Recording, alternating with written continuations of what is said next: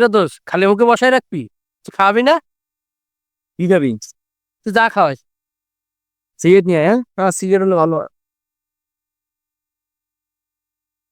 একটা আজকে বলে শুয়ে যেন।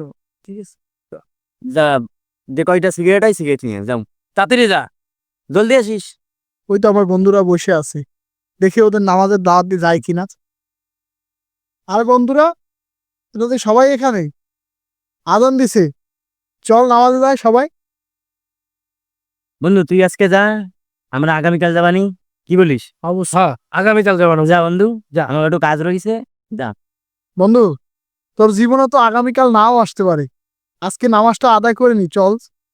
আগামীকাল আসবে কিনা তুই কি জানো সেটা? আন্দাজে কথাবার্তা রাখাও বেটা। আর এমনি আমাকে প্যান্টে সমস্যা আছে। বন্ধু, আর কতদিন এরকম প্যান্টের সুতা দিয়ে নামাজ কামাই দিবি? তোরা কি জানিস না কবরে মূলত দুইটি কারণে আযাব বেশি হবে?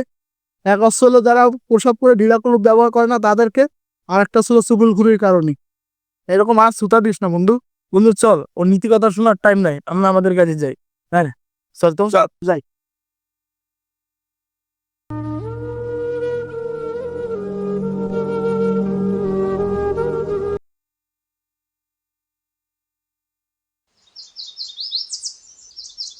মোমেন, কালকে তো বললি নামাজ পড়বি আজকের থেকে, তা তো আর নামাজে গেলি না। চল এখন। না বন্ধু, আজ থাক, আগামীকাল শিওর যাবো। আগামীকাল আগামীকাল করে এরকম আর কতদিন পার করবি? আগামীকাল তো আর তোর জীবনে নাও আসতে পারে।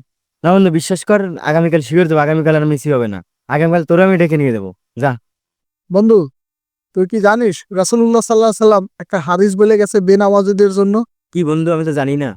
মান তারাকা সালাতা মুতাম্মিদান ফাকাত কাফারা, যে কেউ ইচ্ছাকৃত করে ফরজ সালাত ছেড়ে দিল, সে যেন কুফরি করলো। রাসূলুল্লাহ সাল্লাল্লাহু আলাইহি সাল্লাম বলছে কাফের এবং মুসলমানের ভিতর পার্থক্য ছিল নামাজ। কি বলিস বন্ধু, আমি তো এটা জানতামই না।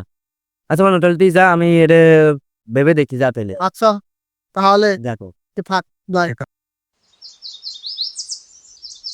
হ্যাঁ আল্লাহ, বক্কর কি কইলো আজকে? আসলে কি তাহলে আমি কাফের হয়ে গেছি? আমার তো মাথায় কাজ করতেছে না। নামাজ না হলে মানুষ কাফের হয়ে যায়? আগে পরে তো শুনি নাই। আর এমন তো না যে ও মিথ্যে কথা বলছে, ও তো আমার আরবি সহকারে বলছে। তাহলে কি আসলে আমি কাফের হয়ে গেছি? দেখি যাই, ফিরিজ ভাইকে ধরে যে দেখি কথাটা বলি। ফিরোজ, বল বন্ধু। আমি তো বিভ্রান্তির ভিতরে পড়ে গেছি। কেন? বক্কর একটু আগে আমার কাছে আইছিল, হ্যাঁ, ও বলতেছে যে নামাজ না পড়লে বলে মানুষ কাফের হয়ে যায়। দাঁড় বেটা, কেরা কইছে তোর এই কথা? আজ পর্যন্ত কই না, শুনি নেই। নামাজ না করলে মানুষ কাফর হয়ে যায়। ও আমার আরো দিয়ে বুঝাইছে, আরবি দিয়ে বুঝাইছে আমারে। আর বুঝতে হ্যাঁ। কোনো সম্ভব নয়। নামাজ না পড়লে মানুষ কাফর হয়ে, কেটা কইছে তোর? ভুল কথা, ওইসব কোন ইচ্ছা আছে? আরে না, ও আমারে কি বলছে জানো তুই? বলছে মান তরাকা সলাতা মুতাআম্মিদান ফাকাত কাফারা। এর মানে যে ব্যক্তি ইচ্ছাকৃত ফরজ নামাজ ছেড়ে দিল, সে কুফরি করলো, মানে সে কাফের হয়ে যায়। কি করিস তুই?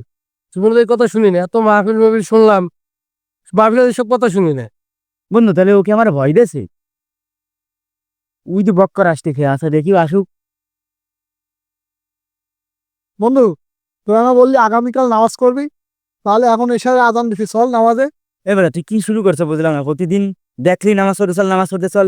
নামাজকে আমি তোর ইচ্ছে মতন বলবো নি? তুই তো মুনাফিকের মতন কথাবার্তা বলতেছিস। আইজ না কাল, আইজ না কাল, এরকম অদভঙ্গ করে তো মুনাফিকরা। এবার তোরা কিরা কইছে নামাজ না পড়লে কাফের হয়ে যায়, মুনাফিক হয়ে যায়? তার বেটা উল্টা পাল্টা কথাবার্তা কইছে। তোর এই জ্ঞান শুনতে শুনতে বেটা মাথা মুথা খারাপ হয়ে যাচ্ছে।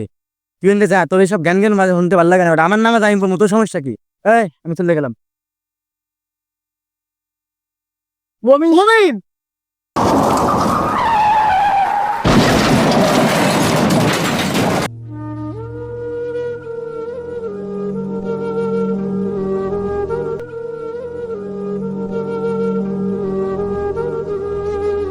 মমিন মমিন, বন্ধু আমার, কি হয়েছে তোর?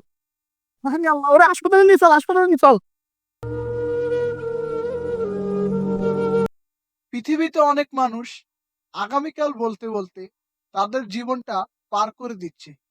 হয়তোবা তাদের জীবনে আগামীকাল আর আসবেই না।